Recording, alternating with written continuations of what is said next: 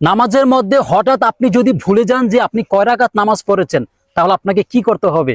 ভাই, দাওয়াতের নিয়তে, সওয়াবের নিয়তে এই ভিডিওটা একটা শেয়ার করে দেন, কারণ আপনার একটু শেয়ারের জন্য হাজারো মানুষ এই ভিডিওটা দেখবে এবং শিখতে পারবে। তো আপনাকে যে কাজটি করতে হবে, আপনার যদি সন্দেহ হয় না আপনি 3 রাকাত পড়েছেন, তাহলে 3 রাকাত আপনি নির্ধারণ করে ফেলেন। তারপরে আপনি আরো 1 রাকাত পড়বেন, পড়ার পর সর্বশেষ যে কাজটি করতে হবে, আপনাকে 2টি সহজ সিজদা দিতে হবে। নামাজের মধ্যে হঠাৎ আপনি যদি ভুলে যান যে আপনি কয় রাকাত নামাজ পড়েছেন, তাহলে আপনাকে কি করতে হবে? ভাই, দাওয়াতের নিয়তে, সওয়াবের নিয়তে এই ভিডিওটা একটা শেয়ার করে দেন, কারণ আপনার একটু শেয়ারের জন্য হাজারো মানুষ এই ভিডিওটা দেখবে এবং শিখতে পারবে।